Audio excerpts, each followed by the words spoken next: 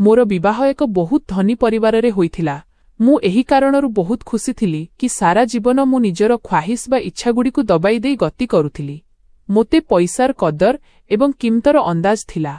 आमे आम बापा एवं मम्मींठारू सबुबेले 2-2 टंका पाई माड़ खाउथिलु। जेतेबेले मोर विवाह एही अमीर खानदान रे हेला तो मु काहाकू किछि कहिली नाही कि काहाकू किछि पचारिली नाही कि विवाह काहा सह करा जाउछि।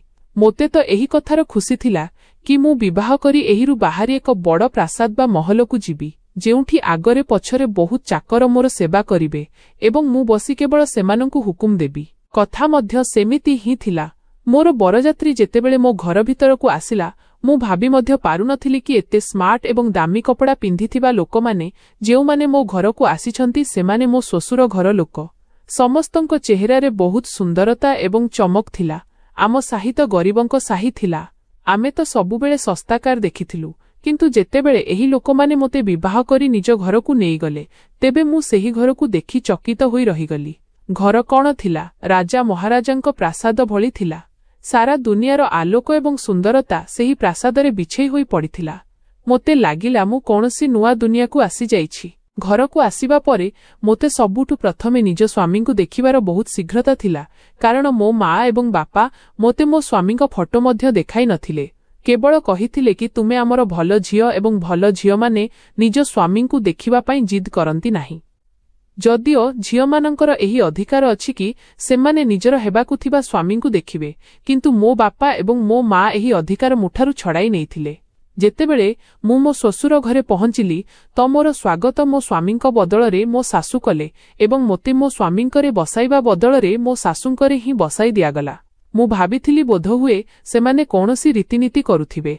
पुणी किछि अन्य झियोमाने सेहीकू आसिले एवं छोटमोट रीतिनीति कले, किंतु मो स्वामी निज चेहरारू सेहेरा हटाइले नाही।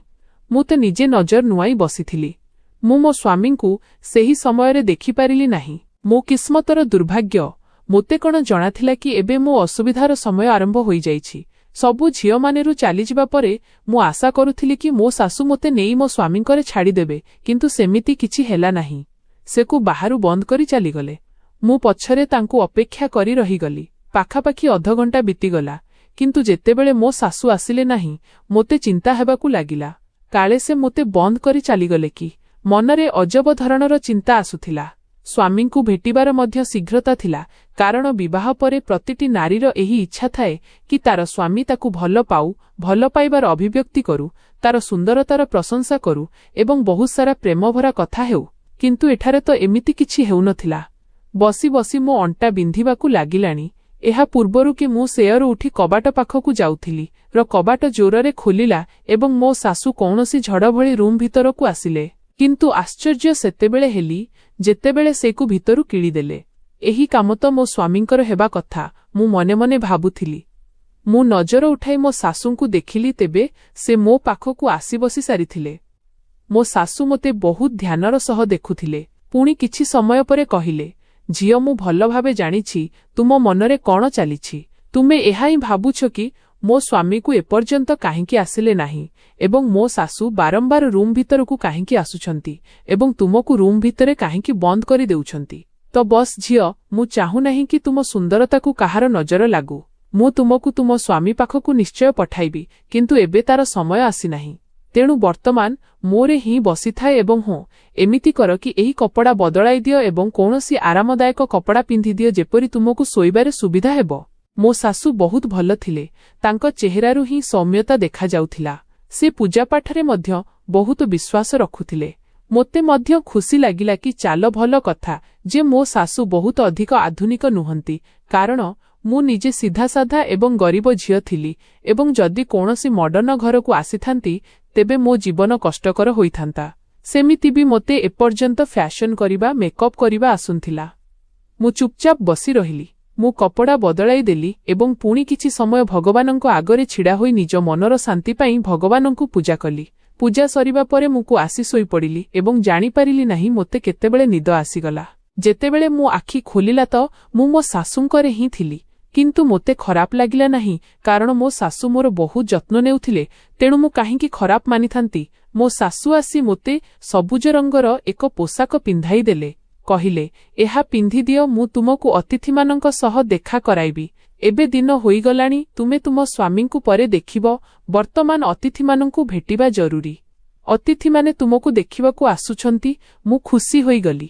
ମୁଁ ଭଲ ଭାବେ କପଡ଼ା ପିନ୍ଧି ନିଜକୁ ପ୍ରସ୍ତୁତ କରିନେଲି ଏବଂ ପୁଣି ଜଣକ ପରେ ଜଣେ ଖାନଦାନର ସ୍ତ୍ରୀମାନେ ମୋତେ ଦେଖିବାକୁ ଆସିଲେ। ମୁଁ ଖାନଦାନର ନୂଆ ସଦସ୍ୟ ଥିଲି, ସେଥିପାଇଁ ମୋତେ ଭେଟିବା ପାଇଁ ବହୁତ ଲୋକ ଆସିଥିଲେ। କିନ୍ତୁ ଯିଏ ବି ମୋତେ ଦେଖୁଥିଲା ସେ ବହୁତ ଅଜବ ନଜରରେ ଦେଖୁଥିଲା ଏବଂ ପୁଣି ଚାହିଁ ରହୁଥିଲା। ଏଇଟା ରୀତିକର ସ୍ତ୍ରୀ। ପ୍ରତିଟି ସ୍ତ୍ରୀ ଲୋକ ଅଜବ ମୁହଁ କରି ଏହି କଥା ନିଶ୍ଚୟ କହୁଥିଲେ କି ଏଇଟା ରୀତିକର ସ୍ତ୍ରୀ। ସବୁ ଅତିଥି ସ୍ତ୍ରୀ ଲୋକମାନେ ମୋତେ ବାରମ୍ବାର ଏମିତି ଦେଖୁଥିଲେ ଯେମିତି ମୁଁ କୌଣସି ଅଜବ ଜୀବ। ମୁଁ ଲୋକଙ୍କ ନଜରର ଅର୍ଥ ବୁଝିପାରୁ ନଥିଲି କି ପ୍ରକୃତରେ ସେମାନେ ସମସ୍ତେ ଏମିତି କାହିଁକି କରୁଛନ୍ତି। ସେମାନେ ମୋତେ ଏମିତି ବୁଲି ବୁଲି କାହିଁକି ଦେଖୁଛନ୍ତି। କିନ୍ତୁ ଗୋଟିଏ କଥା ଅଜବ ଥିଲା, କେହି ମଧ୍ୟ ମୋ ସ୍ୱାମୀ ରୀତିକଙ୍କ ବିଷୟରେ କିଛି କହିଲେ ନାହିଁ କି ରୀତିକଙ୍କ ବିଷୟରେ କିଛି ପଚାରିଲେ ନାହିଁ। ସମସ୍ତଙ୍କ ନଜରର ଲକ୍ଷ୍ୟ କେବଳ ମୁଁ ହିଁ ଥିଲି। ଆଶ୍ଚର୍ଯ୍ୟର କଥା ଥିଲା କି ମୁଁ ସମସ୍ତଙ୍କ ଆଖିରେ ନିଜ ପାଇଁ ଦୟା ଦେଖିଥିଲି। ମୋତେ ଦେଖିବାକୁ ଆସିଥିବା ପ୍ରତିଟି ସ୍ତ୍ରୀ ଲୋକ ମୋତେ ଏହି କଥା ନିଶ୍ଚୟ କହୁଥିଲେ କି ଭଗବାନ ତୁମ ଉପରେ ଦୟା କରନ୍ତୁ ଏବଂ ତୁମ ଜୀବନ ସହଜ କରନ୍ତୁ। ମୋତେ ବହୁତ ଅଜବ ଲାଗୁଥିଲା, କାରଣ ମୋ ଶ୍ୱଶୁର ଘର ଲୋକ ବହୁତ ଭଲ ଥିଲେ। ସେମାନେ ମୋ ସହ ଏପର୍ଯ୍ୟନ୍ତ କିଛି ବି ଭୁଲ କରିନଥିଲେ, ବରଂ ମୋତେ ଆଦରର ସହ ରଖିଥିଲେ। ମୋତେ ଏହା ଅନୁଭବ ହିଁ ହେବାକୁ ଦେଇନଥିଲେ କି ମୁଁ କୌଣସି ଗରିବ ଘରୁ ଆସିଛି। କିନ୍ତୁ ମୋତେ କ'ଣ ଜଣାଥିଲା କି ଏହି ସହାନୁଭୂତି ମୋ ଗରିବୀ ଯୋଗୁଁ ନୁହେଁ, ବରଂ ମୋ ନସିବି ବା ଦୁର୍ଭାଗ୍ୟ ଯୋଗୁଁ ସମସ୍ତେ ଦେଖାଉଥିଲେ। କିଛି ସମୟ ପରେ ମୋ ଶାଶୁ ମୋତେରେ ବସାଇ ବାହାରକୁ ଚାଲିଗଲେ। ଏପର୍ଯ୍ୟନ୍ତ ମୁଁ ମୋ ସ୍ୱାମୀଙ୍କୁ ଦେଖିନଥିଲି। ଯେତେବେଳେ ମୋ ଶାଶୁ ମୋତେରେ ଛାଡ଼ିଯିବାକୁ ଲାଗିଲେ ତ ମୁଁ କହିଲି, ମା ଆଜି କ'ଣ ଆଜି ଦେଖାହେବ? ମୋ କଥା ଶୁଣି ମୋ ଶାଶୁ ହସିଦେଲେ ଏବଂ ମୋ କାନକୁ ହାଲୁକା ଭାବେ ଟାଣି କହିଲେ, ମୋତେ ଜଣାଅଛି ତୁମେ ଏମିତି କାହିଁକି କହୁଛ, କାରଣ ତୁମକୁ ରୀତିକକୁ ଦେଖିବାର ଅଛି ନା। କିନ୍ତୁ ବହୁରାଣୀ, ରୀତିକକୁ ଦେଖିବା ଏତେ ସହଜ ନୁହେଁ। ରୀତିକର ଚେହେରା ଦେଖିବା ପାଇଁ ତୁମକୁ ବହୁତ ସାରା ପରୀକ୍ଷା ଦେଇ ଗତି କରିବାକୁ ହେବ। ବହୁତ ପରୀକ୍ଷାରେ ତୁମକୁ ପାସ୍ କରିବାକୁ ପଡ଼ିବ। ମୁଁ ଭାବି ବସିଲି ତ ମୋ ଶାଶୁ କହିଲେ, ପ୍ରଥମେ ତୁମକୁ ନିଜକୁ ରୀତିକ ଯୋଗ୍ୟ କରିବାକୁ ହେବ। ରୀତିକ ଯୋଗ୍ୟ କରିବାକୁ ହେବ। ଯଦି ମୁଁ ରୀତିକ ଯୋଗ୍ୟ ନଥିଲି ତେବେ ସେମାନେ ମୋତେ ବିବାହ କାହିଁକି କଲେ? ମୋ ପାଟିରୁ ଅଭିଯୋଗ ଆସିଗଲା। ଏବେ ଏତେ ସମୟ ଧରି ଲୁଚକାଳି ଖେଳ ଚାଲିଥିଲା ତ ମୋର ହକ୍ ବନୁଥିଲା କି ମୁଁ ମୋ ଶାଶୁଙ୍କୁ ପ୍ରଶ୍ନ କରିପାରିବି। ମୋ ଶାଶୁ ମୋ କଥା ଶୁଣି କାନରେ ହାତ ଦେଇ କହିବାକୁ ଲାଗିଲେ, ଆରେ ଭାଇ, ସ୍ୱାମୀଙ୍କୁ ଭେଟିବା ପାଇଁ ଏତେ ଶୀଘ୍ରତା? ଆମ ଜମାନାରେ ତ ଝିଅମାନେ ଏତେ ଲାଜ କରୁଥିଲେ କି ଯେତେବେଳେ କେହି ପ୍ରସ୍ତାବ ନେଇ ଆସୁଥିଲା ତ ସେମାନେ ସାମ୍ନାକୁ ମଧ୍ୟ ଆସୁନଥିଲେ ଏବଂ ପୁଣି ସ୍ୱାମୀଙ୍କ ସହ ସପ୍ତାହେ ଯାଏ ନଜର ମିଳାଇ ପାରୁନଥିଲେ। କିନ୍ତୁ ଆଜିକାଲିର ଏହି ଝିଅମାନେ, ଏମାନଙ୍କୁ ତ ସ୍ୱାମୀଙ୍କ ସହ କଥା ହେବାର ବହୁତ ସୌକ ଥାଏ। ମୋ ଶାଶୁଙ୍କ ଚିନ୍ତାଧାରା ବହୁତ ପୁରୁଣା କାଳିଆ ଥିଲା। ମୁଁ ଚୁପ୍ ରହିବା ହିଁ ଠିକ୍ ମନେ କଲି। ଚାଲନ୍ତୁ ଶେଷରେ ନିଜ ପୁଅକୁ କେତେଦିନ ପର୍ଯ୍ୟନ୍ତ ମୋଠାରୁ ଦୂରେଇ ରଖିବେ। ସେ ମଧ୍ୟ ମୋତେ ଭେଟିବା ପାଇଁ ବ୍ୟାକୁଳ ହେଉଥିବେ, କାରଣ ଯେତେବେଳେ ଜଣେ ପୁରୁଷ ବିବାହ କରେ ତ ସ୍ତ୍ରୀକୁ ଭେଟିବା ପାଇଁ ତାର ମନ ମଧ୍ୟ କରେ। ମୁଁ କ'ଣ ଏକୁଟିଆ ଏହି ନିଆଁରେ ଜଳୁଥିଲି? ମୁଁ ଏହା ଭାବି ଚୁପ୍ ହୋଇଗଲି। କିନ୍ତୁ ମୋ ସ୍ୱାମୀଙ୍କ ପକ୍ଷରୁ କୌଣସି ପ୍ରକାରର ଶୀଘ୍ରତା ଦେଖାଯାଉନଥିଲା। କେଉଁଠି ବି କୌଣସି ଲକ୍ଷଣ ଦେଖାଯାଉନଥିଲା। ଶେଷରେ ମୋ ସ୍ୱାମୀଙ୍କୁ ମୋତେ ଭେଟିବାରେ ଶୀଘ୍ରତା କାହିଁକି ନାହିଁ? ଏହିଭଳି ଭାବେ ପୁରା ଦିନ ବିତିଗଲା। ଏପରିକି ପୁଣି ରାତି ହୋଇଗଲା। ଏବେ ତ ମୋ ମଥା ଗରମ ହେବାକୁ ଲାଗିଲା। ମୁଁ ମୋ ଶାଶୁଙ୍କୁ କହିଲି କି ଆଜି ମଧ୍ୟ କ'ଣ ମୁଁ ଆପଣଙ୍କରେ ଶୋଇବି? ମୋ ଶାଶୁ ପୁଣି ସେହି ପୁରୁଣା ଜମାନାର କଥା ନେଇ ବସିଗଲେ। ଆରେ ଅଜବ ବେଶରମ ଝିଅ, ତୁମକୁ ବହୁତ ଶୀଘ୍ର ହେଲାଣି ନିଜ ସ୍ୱାମୀଙ୍କକୁ ଯିବାକୁ, ସେ ପୁଣି ବିବାହର ଦ୍ୱିତୀୟ ଦିନରେ। ମୋ କଥାକୁ ମୋ ଶାଶୁ ଏତେ ଅଜବ କରିଦେଲେ କି ମୋ ମନ ହିଁ ଭାଙ୍ଗିଗଲା। ଆଚ୍ଛା ଚାଲ ଏକ କାମ କରୁଛି। ମୋ ଶାଶୁ ମୋତେ ନିଜ ପାଖକୁ ଡାକି କହିଲେ, କ'ଣ କାମ? ମୁଁ ପ୍ରଶ୍ନବାଚୀ ନଜରରେ ତାଙ୍କୁ ଚାହିଁଲି। ଝିଅ, ଯେତେବେଳେ ତୁମ ସ୍ୱାମୀ ତୁମକୁ ଭେଟିବାକୁ ଆସିବେ, ତୁମ ଦୁହିଁଙ୍କ ମଝିରେ ଏକ ପରଦା ରହିବା କଥା। ଅନ୍ତତଃ 7 ଦିନ ପର୍ଯ୍ୟନ୍ତ ତୁମକୁ ସକାଳୁ ଉଠି ଆଳତି କରିବାକୁ ହେବ ଏବଂ ଶୋଇବା ପୂର୍ବରୁ ମଧ୍ୟ ଭଗବାନଙ୍କୁ ପୂଜା କରିବାକୁ ହେବ। ଆମର ଯେଉଁ ପଣ୍ଡିତଜୀ ଅଛନ୍ତି ନା, ସେ ଏଇଆ କହିଛନ୍ତି କି 7 ଦିନ ପର୍ଯ୍ୟନ୍ତ ତୁମକୁ ଏହି ବିଧି କରିବାକୁ ହେବ ଏବଂ ଏହା ପୂର୍ବରୁ ତୁମେ ତୁମ ସ୍ୱାମୀଙ୍କ ଚେହେରା ଦେଖିପାରିବ ନାହିଁ। ମୋ ପୁଅ ରୀତିକ ମଧ୍ୟ ପୂଜାପାଠରୁ ଦୂରେଇ ରୁହେ, ତେଣୁ ତାକୁ ମଧ୍ୟ 7 ଦିନ ପର୍ଯ୍ୟନ୍ତ ଏହି ବିଧି ପୁରା ବିଧାନର ସହ କରିବାକୁ ହେବ। ତେବେ ଯାଇ ସେ ମଧ୍ୟ ତୁମ ଚେହେରା ଦେଖିପାରିବ। ମୋ ପୁଅକୁ ସୁଧାରିବାର ଏଇଟା ଏକମାତ୍ର ଉପାୟ, କାରଣ ସେ ପୂଜାପାଠରେ ବିଶ୍ୱାସ ରଖେ ନାହିଁ। ତ 7 ଦିନ ପର୍ଯ୍ୟନ୍ତ ଏହି ବିଧିକୁ ତୁମକୁ ଏବଂ ମୋ ପୁଅ ରୀତିକକୁ ଉଭୟଙ୍କୁ ପୂରା କରିବାକୁ ହେବ। ଏହିଭଳି ଭାବେ ମୋ ପୁଅ ସୁଧାରିଯିବ ଏବଂ ପୂଜାପାଠ ଓ ଭଗବାନଙ୍କ ଉପରେ ବିଶ୍ୱାସ କରିବ। ପୁଣି ତାହାପରେ ତୁମେ ଦୁହେଁ ଜଣେ ଜଣକର ସକଲ ଦେଖିନେବ। ମୁଁ ମୋ ଶାଶୁଙ୍କ କଥା ଶୁଣି ଚୁପ୍ ହୋଇଗଲି, କିନ୍ତୁ ମନେ ମନେ ଖୁସି ହେଲି କି ଶାଶୁଙ୍କ ସଂସ୍କାର ମୋ ପାଇଁ ଭଲ ଥିଲା। ସେ କେବଳ ଚାହୁଁଥିଲେ କି ଆମ ସମ୍ପର୍କରେ ଭଗବାନଙ୍କ କୃପା ବଜାୟ ରହୁ, ଜଣେ ଜଣକ ସହ କଳିଝଗଡ଼ା ନ ହେଉ। ସେଥିପାଇଁ ମୋତେ ପ୍ରଥମେ ପୂଜାପାଠରେ ଅଭ୍ୟସ୍ତ କରିବାକୁ ଚାହୁଁଥିଲେ। ମୁଁ ମୋ ଶାଶୁଙ୍କ ଏହି ଚିନ୍ତାଧାରାରେ ଖୁସି ହେଲି। ମୁଁ କହିଲି, ଠିକ୍ ଅଛି, ମୁଁ ଆଜିଠାରୁ ହିଁ ଏହି ବିଧି ଆରମ୍ଭ କରିବି। ପୁଣି ସେହି ସମୟରୁ ମୁଁ ଭଗବାନଙ୍କ ପୂଜାପାଠରେ ଲାଗିଗଲି। ମୋର ନିଷ୍ଠା ଦେଖି ମୋ ଶାଶୁ ବହୁତ ଖୁସି ହୁଅନ୍ତି। କହନ୍ତି, ତୁମେ ବହୁତ ଭଲ ଝିଅ, ଭଗବାନ ତୁମ ଆୟୁଷ ବଢ଼ାନ୍ତୁ ଏବଂ ମୋ ପୁଅ ରୀତିକ ପାଇଁ ତୁମ ମନରେ ଭଲ ପାଇବା ସୃଷ୍ଟି କରନ୍ତୁ। ଏବେ ମୁଁ ମୋ ଶାଶୁଙ୍କୁ କ'ଣ କହିଥାନ୍ତି କି ରୀତିକଙ୍କ ପାଇଁ ମୋ ଭଲ ପାଇବା ତ ସେତିକିବେଳୁ ଆରମ୍ଭ ହୋଇଯାଇଥିଲା, ଯେତେବେଳେ ମୁଁ ରୀତିକଙ୍କ ସହ ସାତଫେରା ନେଇଥିଲି। ଏବେ ଗୋଟିଏ ଦିନ ବିତିଥିଲା କି ମୋ ଶାଶୁକୁ ଆସିଲେ ଏବଂ କହିବାକୁ ଲାଗିଲେ, ଝିଅ, ପଣ୍ଡିତଜୀ କହିଛନ୍ତି କି ତୁମକୁ ଦିନରେ 2 ଥର ନୁହେଁ ବରଂ 5 ଥର ପୂଜାପାଠ କରିବାକୁ ପଡ଼ିବ। ଆରେ ଏବେ ତ ତୁମେ ଥରୁଟିଏ ସକାଳୁ ହିଁ ପୂଜା କରିଛ, ତ ତୁମେ ତୁମ ସ୍ୱାମୀଙ୍କୁ ଆଜି ଭେଟିପାରିବ ନାହିଁ। ଶାଶୁଙ୍କ କଥା ଶୁଣି ମୁଁ ଉଦାସ ହୋଇଗଲି, କିନ୍ତୁ ପୁଣି ଭାବିଲି ଚାଲ କିଛି କଥା ନାହିଁ, ମୁଁ ମୋ ସ୍ୱାମୀଙ୍କ ପାଇଁ ଦିନରେ 5 ଥର ମଧ୍ୟ ପୂଜା କରିପାରିବି। ଏହିଭଳି ଭାବେ ପରଦିନ ମଧ୍ୟ ବିତିଗଲା। ପରଦିନ ମୁଁ ପୁରା 4 ଥର ପୂଜା କରିଥିଲି। କେବଳ ଶୋଇବା ପୂର୍ବରୁ ଭଗବାନଙ୍କ ପୂଜା କରିବା ବାକି ରହିଥିଲା। ମୁଁ ବହୁତ ଖୁସି ଥିଲି କି ଚାଲ କମ୍ ସେ କମ୍ ମୁଁ ମୋ ସ୍ୱାମୀଙ୍କୁ ଭେଟିପାରିବି, କାରଣ ମୋ ଶାଶୁ କହିଥିଲେ କି 7 ଦିନ ପୂର୍ବରୁ ସ୍ୱାମୀଙ୍କ ଚେହେରା ଦେଖିବା ନାହିଁ, କିନ୍ତୁ ଯଦି ତୁମେ ପୁରା ନିଷ୍ଠାର ସହ ପୂଜା କରୁଛ ତେବେ ସ୍ୱାମୀଙ୍କୁ ନ ଦେଖି ତାଙ୍କୁ ଭେଟିପାରିବ। ମୁଁ ଭାବିଥିଲି ଚାଲ କିଛି କଥା ନାହିଁ, ସ୍ୱାମୀଙ୍କ ସ୍ୱର ତ ଶୁଣିପାରିବି। ଯଦି ସ୍ୱାମୀଙ୍କ ଚେହେରା ଦେଖିପାରୁ ନାହିଁ ତେବେ ଅନ୍ତତଃ ତାଙ୍କ ସହ କଥା ତ ହୋଇପାରିବି। ମୁଁ ମୋରେ ବସିଥିଲି ଏବଂ ଏହି ସବୁ ସୁନ୍ଦର ଚିନ୍ତାରେ ହଜି ଯାଇଥିଲି କି ମୋ ଶାଶୁ ଆସିଲେ ଏବଂ କହିଲେ କି ସ୍ୱପ୍ନରେ ରହିବା ବଦଳରେ ସବୁଠୁ ପ୍ରଥମେ ରାତିର ପୂଜା ସାରିଦିଅ, କାରଣ ଯେ ପର୍ଯ୍ୟନ୍ତ ତୁମେ ଦିନର ପୁରା 5 ସମୟର ପୂଜା ସାରୁନାହୁଁ ମୁଁ ତୁମକୁ ମୋ ପୁଅ ସହ ଭେଟ କରାଇବି ନାହିଁ। ସେ ନିଜ ହାତରେ ଏକ ଧଳା ରଙ୍ଗର ଓଢ଼ଣୀ ବା ଦୁପଟା ନେଇ ଆସିଥିଲେ। କହିଲେ, ଏଇଟା ପିନ୍ଧି ପୂଜା କର, ଏହି ଦୁପଟା ଆମ ପଣ୍ଡିତଜୀ ଦେଇଛନ୍ତି। କହିଛନ୍ତି କି ରାତିରେ ଏହାକୁ ମୁଣ୍ଡରେ ପକାଇ ହିଁ ପୂଜା କରିବାକୁ ହେବ। ମୁଁ ମୋ ଶାଶୁଙ୍କ ହାତରୁ ସେହି ଦୁପଟା ନେଇଗଲି ଏବଂ ମୁଣ୍ଡରେ ପକାଇ ଭଗବାନଙ୍କ ପୂଜା କରିବାକୁ ଲାଗିଲି। ପୂଜା କରୁଥିବା ସମୟରେ ସେହି ଦୁପଟାରୁ ବହୁତ ତୀବ୍ର ସୁଗନ୍ଧ ଆସୁଥିଲା, ଯାହା ମୋତେ ବହୁତ ଅଜବ ଲାଗୁଥିଲା। ମୋତେ ଅଜବ ଅନୁଭବ ହେଉଥିଲା କି କିଛି ଅଘଟଣର ଆଭାସ ହେଉଥିଲା, କିନ୍ତୁ ତଥାପି ମୁଁ ସେହି ଦୁପଟାକୁ ମୁଣ୍ଡରେ ପକାଇଲି। କିନ୍ତୁ ଧୀରେ ଧୀରେ ମୋ ମୁଣ୍ଡ ଭାରି ହେବାକୁ ଲାଗିଲା। ମୋ ହାତ ଗୋଡ଼ ଢିଲା ପଡ଼ିଗଲା ଏବଂ ମୁଁ ସେଇଠି ହିଁ ବସି ପଡ଼ିଲି। ମୋତେ ଅନୁଭବ ହେଲା ଯେମିତି କେହି ମୋତେ କୋଳରେ ଉଠାଇରେ ଶୋଇ ଦେଉଛନ୍ତି। ପୁଣି ପୁରା ରାତି ଏମିତି ହିଁ ବିତିଗଲା। ବୁଝିପାରୁ ନଥିଲି କି ମୁଁ ଶୋଇଛି ନା ଜାଗିଛି। ଏପରିକି ଯେତେବେଳେ ସକାଳେ ମୋ ଆଖି ଖୋଲିଲା ତ ମୋ ମୁଣ୍ଡରେ ହାଲୁକା ବିନ୍ଧା ହେଉଥିଲା। ମୋର ନିଦ ପୂରା ହୋଇନଥିଲା। ମୋ ପାଖରେ କୌଣସି ତାଜାପଣ ନଥିଲା। ଏକ ଅଜବ ଥକାପଣ ଥିଲା ଯିଏ ମୋତେ ଘେରି ରହିଥିଲା। ମୁଁ ବହୁତ ଅଜବ ଅନୁଭବ କରୁଥିଲି। ମୋ ଦେହ ମଧ୍ୟ ଭାରି ଭାରି ଲାଗୁଥିଲା। ମୋ ଶାଶୁ ରୁମ୍ ଭିତରକୁ ଆସିଲେ ଏବଂ ମୋତେ ପଚାରିଲେ କି କ'ଣ ରାତିର ପୂଜା ସାରିଦେଲ। ମୁଁ କହିଲି, ମାଆଜୀ, ମୋତେ ଜଣାନାହିଁ କେତେବେଳେ ମୁଁ ପୂଜା କରୁ କରୁ ଶୋଇପଡ଼ିଲି। ମୋ କଥା ଶୁଣି ମୋ ଶାଶୁ କହିଲେ, ଓହୋ ଝିଅ, ଏଇଟା କ'ଣ କରିଦେଲ? ଏବେ ତ ମୁଁ ତୁମକୁ ଆଜି ମଧ୍ୟ ରୀତିକ ସହ ଭେଟ କରାଇ ପାରିବି ନାହିଁ। ଏହା କହି ମୋ ଶାଶୁ ମୋ ମୁଣ୍ଡ ଉପରେ ଆଉ ଏକ ବୋମା ଫଟାଇଲେ। ତ କ'ଣ ମୁଁ ମୋ ସ୍ୱାମୀଙ୍କୁ ଭେଟିବା ପାଇଁ ସାରା ଜୀବନ ଏମିତି ହିଁ ଚାହିଁ ରହିବି? ମୋ କଥା ଶୁଣି ମୋ ଶାଶୁ ଆହୁରି ଜୋରରେ ହସିଲେ ଏବଂ କହିଲେ, ମୁଁ କେତେବେଳେ କହିଲି କି ତୁମେ ରୀତିକକୁ ଭେଟିପାରିବ ନାହିଁ? ବସ୍ ଆଜିର ପୂଜାପାଠ ପୁରା ବିଧିବିଧାନର ସହ କରିଦିଅ, ପୁଣି ତୁମେ ରାତିରେ ରୀତିକକୁ ଭେଟିପାରିବ। ମୁଁ ମୋ ଶାଶୁଙ୍କୁ କହିଲି, ରୀତିକର ମନ କରେ ନାହିଁ ମୋତେ ଭେଟିବାକୁ। ତ ମୋ ଶାଶୁ ହସି କହିଲେ, ଆରେ ସେ ତ ରାତିସାରା ମୋ ମୁଣ୍ଡ ଖାଏ କି ମୋତେ ନିଶା ସହ ଭେଟ କରାଇଦିଅ। କିନ୍ତୁ ନାହିଁ ଝିଅ, ଯେ ପର୍ଯ୍ୟନ୍ତ ତୁମେ ଦୁହେଁ ପୂଜାପାଠ ପୁରା ବିଧିବିଧାନର ସହ କରୁନାହୁଁ ମୁଁ ତୁମକୁ ପରସ୍ପର ସହ ଭେଟ କରାଇ ପାରିବି ନାହିଁ। ଶାଶୁଙ୍କ କଥା ଶୁଣି ମୁଁ ଚୁପ୍ ହୋଇଗଲି। ଆଜି ତ ମୋର ପୂଜା କରିବାକୁ ମଧ୍ୟ ମନ ହେଉନଥିଲା, କାରଣ 3 ଦିନ ବିତିଗଲାଣି ଏବଂ ମୁଁ ମୋ ସ୍ୱାମୀଙ୍କୁ ଦେଖିନାହିଁ। ଏକ ଅଜବ ସିଲସିଲା ବା ପର୍ଯ୍ୟାୟ ଆରମ୍ଭ ହୋଇ ସାରିଥିଲା। ଏବେ ଦିନରେ 4 ଥର ପୂଜା କରେ, କିନ୍ତୁ ରାତିର ପୂଜା ସରିବା ପରେ ମୋ ଶାଶୁ ମୋକୁ ଆସନ୍ତି ଏବଂ କୁହନ୍ତି କି ଝିଅ, ଆଜି ମୁଁ ତୁମ ପାଇଁ ଏହି ଜିନିଷ ଖାଇବାକୁ ଆଣିଛି, ଏହାକୁ ଖାଇଦିଅ।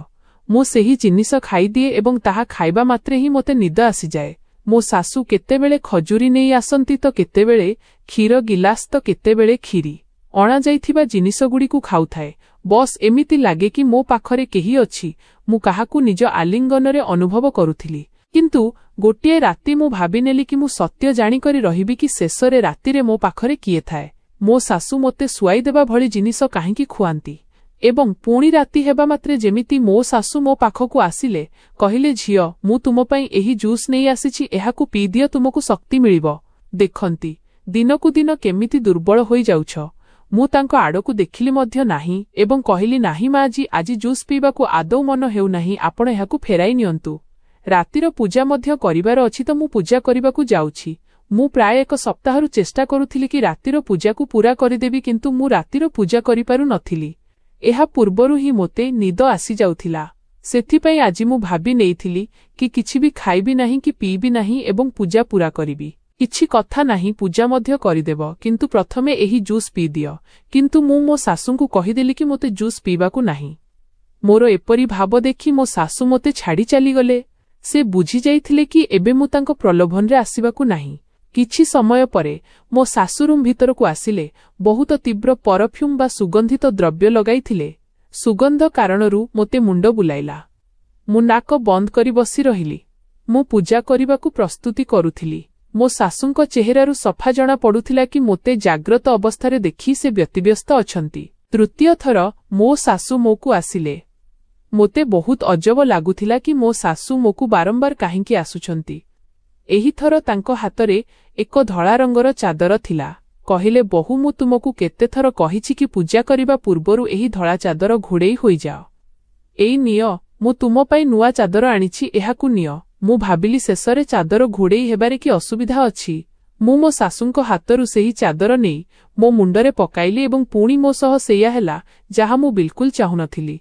चादर पकाइबा मात्रे मो उपरे बेहोसी छाईगला निद आसिबाकू लागिला एवं पुणी मु सोई पड़िली एपरी गभीर निद कि जेतेबेले मो आखि खोलिला तो सकाळ प्राय मटा बाजिथिला मोते विलंबरे उठिबा आदौ पसंद नथिला किंतु आजि मु विलंबरे उठिथिली तथापि मोर मूड बिल्कुल खराब नथिला बरं बहुत भल थिला कारण मोते जणाथिला कि एबे आगकू मोते कोन करिबाकू हेबो मोर परवर्ती पदक्षेप कोन हेबो मो सासूंको चलाकीरू मु किपरि बंची बाहरिबी मु भाबी नेइथिली कि मु एबे एही पर्दाफास करिकी ही रहिबी तो पुणी मु सेया कली राति समय होईगला मो सासू मोते कोनसी ना कोनसी बाहानारे सुआई देउथिले एवं मु आजि निजे ही सोईगली निज सासूंकू देखाई देली कि मु सोई सारिछि जेपरि से मोते सुआइबा पई किछि जिनिस न खुआंती एबे प्राय 10 मिनिट ही बीतिथिबो मोर सोईबार नाटक करुथिबा समयरे कि रूम भितरे किछि चळप्रचळ अनुभव हेला मोर कबाट खोलिला पुणी किळिबा शब्द आसिला काहार भारी पाद शब्द मो कानरे पडुथिला किंतु मु आखि खोली देखिपारु नथिली पुणी मु देखिली केई धीरे धीरे चाली चाली मो पाखकू आसीछि एहा कोनोसी पुरुषर पाद शब्द थिला जाहा मु अनुभव करुथिली सेतेबेले मो कान एकदम छिड़ा होईगला कारण केही जणे मोते छुईथिला मोते बर्दाश्त हेला नाही मु निज आखि खोली सामनारे देखिली जहा कि असह्य थिला सामनारे छिड़ा होईथिबा मणिसकू देखि मो मुंड उपरे आकाश छिंडी पड़िला मु भाबी मध्य पारुनथिली कि मो सासू मो सह एते बड़ धोक्का बा प्रतारणा करि पारंती मो आखिरु लुह धार धार होई बहिबाकू लागिला मु विवाह विषयरे कोन कोन भाबिथिली एवं मो सह कोन होईगला भगवान मु केउठी फसीगली मु मने मने भाबिली मोर हृदस्पंदन बढ़ी जाइथिला मुरु ओलाई कोनसी कथार खातिर नकरिरु दौड़िली एवं दौड़ी दौड़ी बाहरकू आसिली मो सासू मोते देखिले तो से स्तब्ध होई रहिगले तांको चेहरार रंग हळदिया पड़िगला मु मो सासूंकू कहिली आपण मो सह एते बड़ धोका कले आपणंकू लाज लागिला नाही जदि मो जागारे आपणंको झियो थांता तथापि कोन आपण सेया करिथांते मो आखिरु क्रमागत भाबे लुह बही जाउथिला आपण निज वंश रक्षा पई एसबु कले मु भाबी मध्य पारुनथिली कि आपण माने एते तळकू खसी जिबे एते जघन्य हेबे मो कथा सुनी मो सासू मो पाखकू आसिले एवं मो हाथ धरी कहिबाकू लागिले झियो भगवानंक पई एमिति कथा कुह नाही मु तुमर चेकअप कराइछि तुमे थक्का थक्का रहुथिला तुमकू मुंड बुलाउथिला तुमकू मने अछि ना सेदिन आम घरकू जणे धात्री आसीथिले सेई कहिथिले कि तुमे गर्भवती अछ मो सासू मो मुंड उपरे आउ एक बोमा फोड़िले ए कोन कहुछंती आपण तो कहिथिले कि मो स्वामींकू भेटिबा पई तुमकू ना जानी केते परीक्षा पास करिबाकू पड़िबो पुणी मु गर्भवती केमिति हेली आपण एहा केमिति कहि पारंती कि मु आपणक पुअर पिलार मा हेबाकू जाउछि ଆପଣଙ୍କୁ ଅନୁଭବ ଅଛି କି ଆପଣ କଣ କହୁଛନ୍ତି? ମୋ ଶାଶୁ ମୋ କଥା ଶୁଣି ମୁଣ୍ଡ ନୁଆଇଁ କହିଲେ, ଝିଅ ମୁଁ କଣ କରିଥାନ୍ତି, ମୁଁ ମଜବୁର ଥିଲି। ଏବଂ ପିଲା କାହାକୁ ଖୁସି ନ ଦିଏ। ଯଦି ମୁଁ ତା ପାଇଁ ଟିକେ ଚଲାକି କରିଦେଲି ତେବେ କଣ ହେଲା? ମୋତେ କ୍ଷମା କରିଦିଅ। ମୁଁ କିଛି କରିପାରି ନଥାନ୍ତି। ଜଣେ ମା ହିସାବରେ ମୋତେ ନିଜର ଭଲ ଚିନ୍ତା କରିବାର ଥିଲା ଏବଂ ନିଜ ପୁଅର ଖୁସି ମଧ୍ୟ ଚିନ୍ତା କରିବାର ଥିଲା। ମୁଁ ମୋ ଶାଶୁଙ୍କ କୌଣସି କଥା ଶୁଣିଲି ନାହିଁ। ଶାଶୁ ମୋତେ ଅନୁରୋଧ କରୁଥିଲେ କି ଏବେ ତ ତୁମ ଗର୍ଭରେ ଆମ ବଂଶର ନାତି ଅଛି, ଆମର ସନ୍ତାନ ଅଛି, ତେଣୁ ତୁମକୁ ଏମିତି ଘରୁ ଯିବା ଉଚିତ ନୁହେଁ। କିନ୍ତୁ ମୁଁ ମୋ ଶାଶୁଙ୍କ କୌଣସି କଥା ଶୁଣିବାକୁ ଚାହୁଁନଥିଲି। ଏତେ ବଡ଼ ପ୍ରତାରଣା ପରେ ମୁଁ ଏହି ଘରେ ରହିଥାନ୍ତି, ଏହା ମୋତେ ଆଦୌ ଗ୍ରହଣୀୟ ନଥିଲା। ମୁଁ ନିଜକୁ ରୁମ୍ ଭିତରେ ବନ୍ଦ କରିଦେଲି ଏବଂ ନିଜ ଜିନିଷପତ୍ର ପ୍ୟାକ୍ କରିବାକୁ ଲାଗିଲି ଏବଂ ପୁଣି ସିଧା ମୋ ବାପା ମାଙ୍କ ଘରକୁ ଆସିଲି। ମା ବାପାଙ୍କୁ ମଧ୍ୟ ମୁଁ ସବୁ କାହାଣୀ ଶୁଣାଇଲି। ମୋ ମା ମୋ କଥା ଶୁଣି ସ୍ତବ୍ଧ ହୋଇଗଲେ। କହିଲେ, ଝିଅ ଆମକୁ କ୍ଷମା କରିଦିଅ, ଆମକୁ ଏସବୁ ଆଗରୁ ଜଣାଥିଲା, କିନ୍ତୁ ଆମେ ତୁମକୁ ଏହି କଥା ଜାଣିଶୁଣି କହିନଥିଲୁ। ମୁଁ ଭାବି ମଧ୍ୟ ପାରୁନଥିଲି କି ମୋ ମା ମୋ ସହ ଏମିତି କରିପାରନ୍ତି। ମୁଁ କହିଲି, ଆପଣମାନେ ତ ମୋର ନିଜର ଥିଲେ, ପୁଣି ଆପଣମାନେ ମୋ ସହ ଏତେ ବଡ଼ ଧୋକା କାହିଁକି କଲେ? ମୁଁ କାନ୍ଦିବାକୁ ଲାଗିଲି ତ ମୋ ମା ମୋ ହାତ ଧରି କହିବାକୁ ଲାଗିଲେ, ପୁଅ ଆମକୁ କ୍ଷମା କରିଦିଅ, ଆମେ ମଜବୁର ଥିଲୁ, କାରଣ ଝିଅମାନଙ୍କ ମା ବାପା ସବୁବେଳେ ମଜବୁର ଥାଆନ୍ତି। ମୋ ମାଙ୍କ କଥା ଶୁଣି ମୁଁ ଚିତ୍କାର କରି କହିଲି, ଆପଣ ମଜବୁର ନଥିଲେ, ଆପଣ ଲୋଭୀ ଥିଲେ। ମୋ କଥା ଶୁଣି ମୋ ମା କାନ୍ଦିବାକୁ ଲାଗିଲେ। ଏବେ ମୋତେ ସେମାନଙ୍କୁ ଏମିତି କହିବା ଭଲ ତ ଲାଗୁନଥିଲା, କିନ୍ତୁ ମୁଁ କଣ କରିଥାନ୍ତି, କାରଣ ସେମାନେ ମୋ ସହ ବହୁତ ବଡ଼ ପ୍ରତାରଣା କରିଥିଲେ। ସେତେବେଳେ ଆଉ ଏକ ଅଘଟଣ ଘଟିଲା। ଘରର କବାଟ ବାଡ଼େଇବା ଶବ୍ଦ ହେଲା। ଘର ବାହାରେ ମୋ ବଡ଼ ଭଉଣୀ ଛିଡ଼ା ହୋଇଥିଲା। ତାର ଅବସ୍ଥା ଦେଖି ଲାଗୁଥିଲା କି ସେ ମଧ୍ୟ ନିଜ ସ୍ୱାମୀଙ୍କ ସହ ଝଗଡ଼ା କରି ଆସିଛି। ଏସବୁ ଦେଖି ମୋ ମନ ବସିବାକୁ ଲାଗିଲା।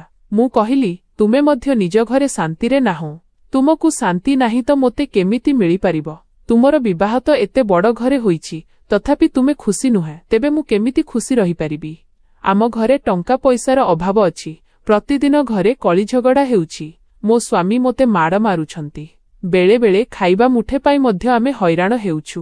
ଏବେ ଆମେ ଦୁଇ ଭଉଣୀ ନିଜ ବାପା ମାଙ୍କ ଘରେ ବସି ରହିଲୁ। ମୋତେ ଲାଗିବାକୁ ଲାଗିଲା କି ମୁଁ ମୋ ବାପା ମାଙ୍କ ଉପରେ ଜୁଲୁମ ବା ଅତ୍ୟାଚାର କରୁଛି। ରାତିରେ ଶୋଇବା ବେଳକୁ ସେହି ଦୃଶ୍ୟ ମୋ ଆଖି ଆଗରେ ଘୁରି ବୁଲୁଥିଲା। ଯେତେବେଳେ ମୋକୁ କେହି ଆସିଥିଲା ଏବଂ ମୁଁ ଚିତ୍କାର କରି ମୋ ଶାଶୁଙ୍କ ପାଖକୁ ଯାଇଥିଲି, ମୋକୁ ଆସିଥିବା ବ୍ୟକ୍ତି ଆଉ କେହି ନୁହେଁ ବରଂ ମୋ ସ୍ୱାମୀ ଥିଲେ। ମୋ ସ୍ୱାମୀ ଏତେ କୁରୂପ ବା କୁତ୍ସିତ ଥିଲେ କି ତାଙ୍କ ଚେହେରା ଦେଖିବା ମାତ୍ରେ ମୋ ମୁଣ୍ଡ ଉପରେ ଆକାଶ ଛିଣ୍ଡି ପଡ଼ିଥିଲା। ଜଣା ନାହିଁ ମୋ ସ୍ୱାମୀ ଜନ୍ମରୁ ହିଁ ଏତେ ଅସୁନ୍ଦର ଥିଲେ କିମ୍ବା ପରେ କୌଣସି ଦୁର୍ଘଟଣାରେ ଏମିତି ହୋଇଥିଲା, କିନ୍ତୁ ଯାହା ବି ହୋଇଥିଲା ବହୁତ ଖରାପ ଥିଲା। ମୋ ସ୍ୱାମୀ ବହୁତ କୁତ୍ସିତ ଥିଲେ। ଏହି ସବୁ ଭାବି ଭାବି ମୋ ମନ ଛଟପଟ ହେବାକୁ ଲାଗିଲା। ମୁଁ ହଠାତ୍ ଉଠି ବସିଲି।